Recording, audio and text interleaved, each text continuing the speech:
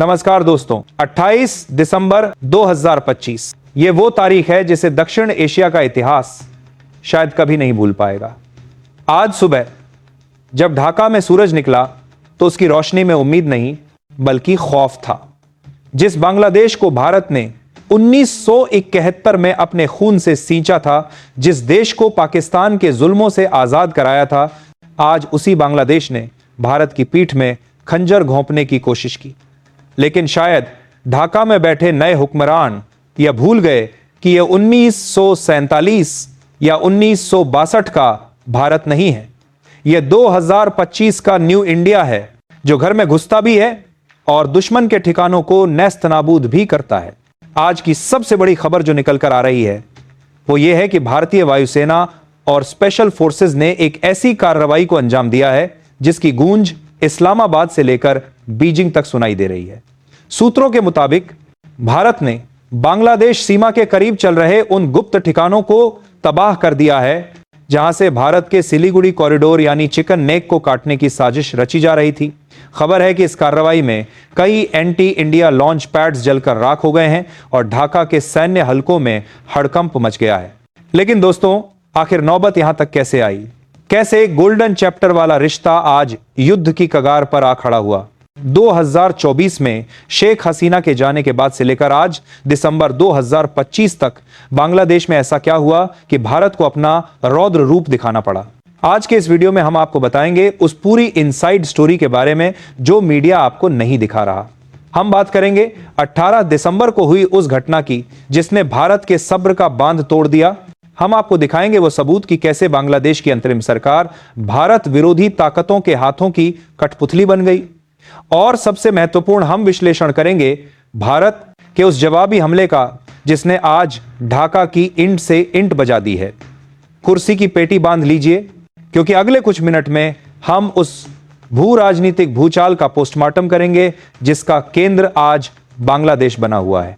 लेकिन आगे बढ़ने से पहले सच्चे देशभक्त चैनल को सब्सक्राइब, वीडियो को लाइक और कमेंट में जय हिंद जरूर लिखें। इस कहानी को समझने के लिए हमें थोड़ा पीछे जाना होगा। अगस्त 2024 यह वो समय था जब बांग्लादेश में तख्ता पलट हुआ। भारत की सबसे भरोसेमंद सहयोगी शेख हसीना को देश छोड़ना पड़ा।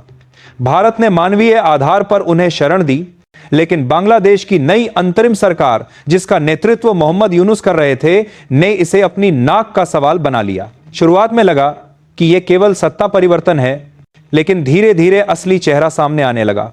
2025 आते आते बांग्लादेश जमात ए इस्लामी और बीएनपी जैसी कट्टरपंथी ताकतों का गढ़ बन गया। जिस मुक्ति युद्ध की विचारधारा पर बांग्लादेश बना था उसे मिटाने की कोशिश की गई। दिसंबर 2025 के इस महीने में हालात बदतर हो गए। अभी 2 दिन पहले की रिपोर्ट्स देखिए। बांग्लादेश में अल्पसंख्यकों विशेषकर हिंदुओं पर हमलों की बाढ़ आ गई है। मानवाधिकार समूहों की रिपोर्ट बताती है कि जून 2025 से लेकर अब तक ईशनिंदा ब्लास्फेमी के झूठे आरोपों में सैकड़ों हिंदू परिवारों के घर जला दिए गए। सबसे ताजा मामला है मेमन सिंह और राजबारी का। 18 दिसंबर को 27 साल के दीपू चंद्र दास की भीड़ ने पीट कर हत्या कर दी। आरोप वही पुराना ईशनिंदा। इसके बाद राजबारी में अमृत मंडल नाम के एक और हिंदू युवक को मारा गया। जब भारत के विदेश मंत्रालय मां ने इस पर कड़ी आपत्ति जताई और कहा कि हम झूठे नैरेटिव को बर्दाश्त नहीं करेंगे, तो ढाका ने माफी मांगने के बजाय तेवर दिखाए। लेकिन जो घटना इस बार ट्रिगर पॉइंट बनी वह थी 20 दिसंबर के आसपास कट्टरपंथी छात्र नेता शरीफ उस्मान हादी की मौत। उस्मान हादी, जो भारत के खिलाफ जहर उगलने के लिए जाना जाता था, एक आपसी गैंगवार में मारा गया। लेकिन बांग्लादेश की सड़कों पर नैरेटिव यह चलाया गया कि इसके पीछे भारतीय एजेंसियों का हाथ है। ढाका, चटगांव और सिलहट की सड़कों पर इंडिया आउट के नारे लगने लगे।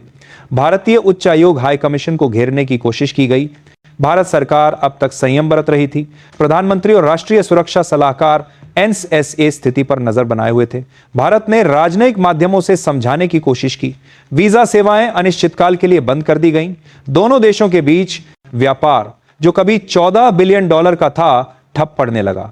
ढाका में बैठे सलाहकारों ने धमकी दी कि वो भारत के साथ राजनयिक संबंध कम कर देंगे, लेकिन 25 दिसंबर को, जिसे हम क्रिसमस डे कहते हैं, बांग्लादेश की सीमा के पास कुछ ऐसा हुआ जिसने लक्ष्मण रेखा पार कर दी।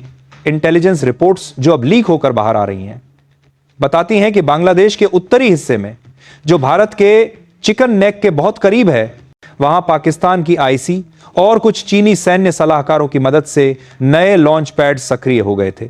इनका मकसद घुसपैठ नहीं, बल्कि भारत के पूर्वोत्तर राज्यों, नॉर्थ ईस्ट को जाने वाली रेलवे लाइनों और गैस पाइपलाइनों को सबोटाज करना था। भारत के लिए चिकन नेक या सिलीगुड़ी कॉरिडोर सिर्फ जमीन का एक टुकड़ा नहीं, बल्कि उसकी गर्दन है। अगर यह कट गया तो पूरा नॉर्थ ईस्ट भारत से अलग हो जाएगा।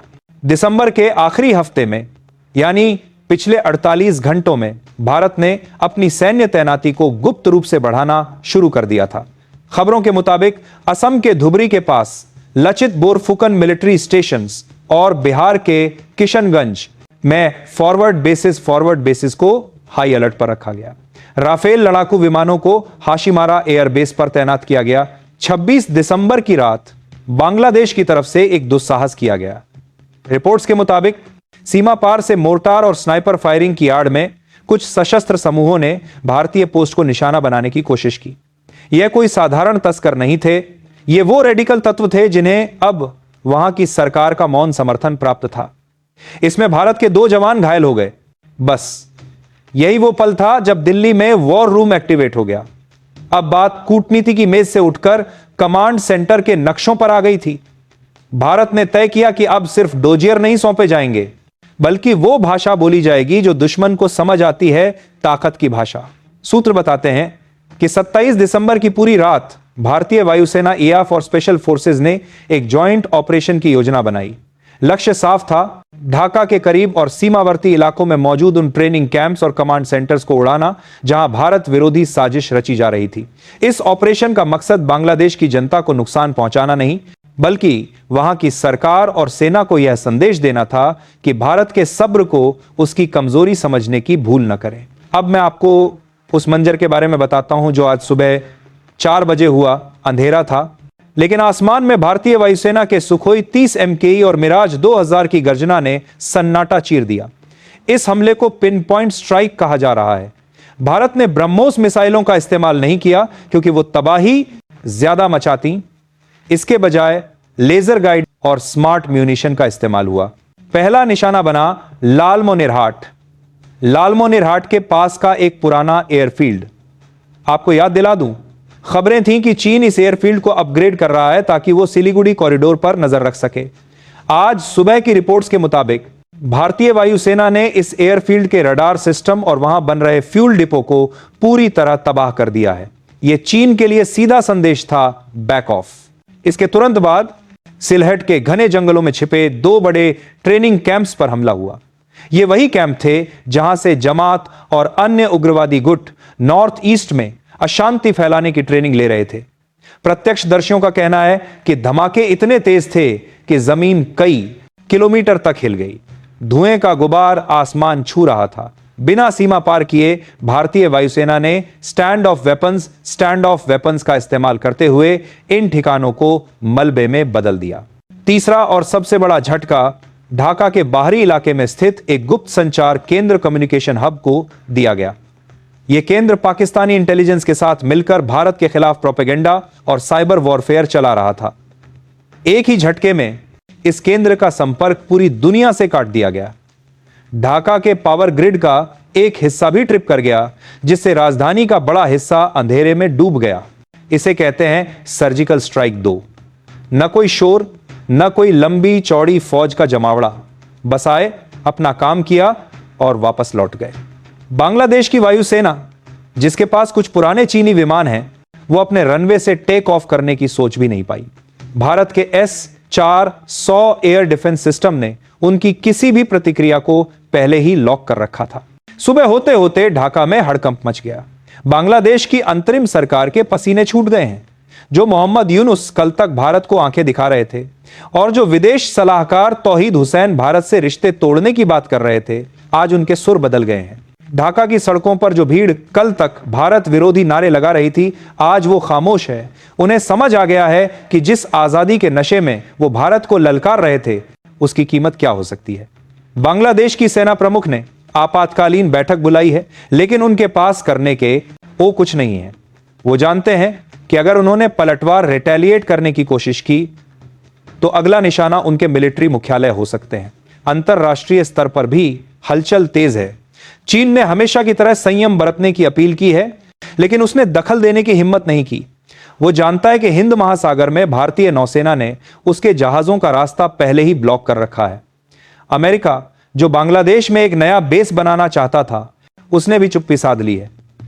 अमेरिका को भी समझ आ गया है कि दक्षिण एशिया में भारत की सुरक्षा चिंताओं को नजरअंदाज करके वो यहां टिक नहीं सकता। पाकिस्तान में तो मातम जैसा माहौल है। उनके द्वारा तैयार किया गया वर्षों का नेटवर्क एक रात में ध्वस्त हो गया। जो हसीना हटाओ अभियान के बाद उन्होंने बढ़त बनाई थी, वो अब मलबे के ढेर में दबी पड़ी है। तो दोस्तों, अब सवाल उठता है कि आगे क्या होगा? क्या यह पूर्ण युद्ध फुल स्केल वॉर में बदलेगा? जवाब है नहीं। भारत युद्ध नहीं चाहता था, लेकिन भारत अपनी संप्रभुता सॉवरेंटी से समझौता भी नहीं कर सकता। यह हमला एक प्रीएम्प्टिव स्ट्राइक था, यानी दुश्मन हमला करे उससे पहले ही उसकी क्षमता को खत्म कर दो। अब गेंद बांग्लादेश के पाले में है। भारत ने साफ कर दिया है कि 3 शर्तें अब मानी जानी होंगी। अल्पसंख्यकों की सुरक्षा, हिंदुओं पर हो रहे हमलों को 24 घंटे के अंदर रोका जाए और दोषियों को सरेआम सजा दी जाए। नो टेरर पॉलिसी, भारत विरोधी गुटों को शरण देना बंद हो और पाकिस्तानी चीनी सलाहकारों को संवेदनशील इलाकों से हटाया जाए। हसीना मुद्दा, शेख हसीना के प्रत्यर्पण, एक्स्ट्राडिशन की रट लगाना बंद करें और एक परिपक्व पड़ोसी की तरह व्यवहार करें। अगर बांग्लादेश की सरकार अब भी नहीं चेती तो अगला कदम आर्थिक नाकेबंदी, इकोनॉमिक ब्लॉकेड हो सकता है। आपको याद दिला दूं, बांग्लादेश अपनी जरूरत की बिजली, प्याज और कई जरूरी सामानों के लिए भारत पर निर्भर है। अगर बॉर्डर सील हो गए तो ढाका में महंगाई उस स्तर पर होगी कि जनता खुद अपनी सरकार को उखाड़ फेंकेगी। इतिहास गवाह है कि भारत ने कभी पहले किसी देश पर हमला नहीं किया। हम बुद्ध और गांधी की धरती से आते हैं, लेकिन हम सुभाष चंद्र बोस और भगत सिंह की धरती भी हैं। जब बात देश की सुरक्षा की आती है, जब बात हमारे नागरिकों और हमारे सीमाओं की आती है, तो यह नया भारत किसी भी हद तक जा सकता है। आज बांग्लादेश को जो सबक मिला है वो सिर्फ एक ट्रेलर है। भारत ने बता दिया है कि वो अपने पड़ोसियों के साथ सबका विकास चाहता है, लेकिन अगर कोई पड़ोसी विकास के बदले विनाश की साजिश रचेगा तो उसका अंजाम वही होगा जो आज उन ठिकानों का हुआ है। दोस्तों, यह समय है एकजुट होने का। सोशल मीडिया पर चल रहे प्रोपेगेंडा से बचें और अपनी सेना पर भरोसा रखें। भारतीय सेना ने आज फिर साबित कर दिया है कि वो दुनिया की सर्वश्रेष्ठ सेनाओं में से एक क्यों है। आप इस कार्रवाई के बारे में क्या सोचते हैं? क्या भारत ने सही किया? क्या अब बांग्लादेश सुधरेगा या चीन की गोद में और बैठेगा? अपने विचार कमेंट्स में जरूर लिखें। जय हिंद लिखना ना भूलें, और अगर आपको यह विश्लेषण पसंद आया हो तो चैनल को सब्सक्राइब करें, क्योंकि यहां हम वो सच बोलते हैं जो दुनिया सुनना नहीं चाहती। जय हिंद, जय भारत।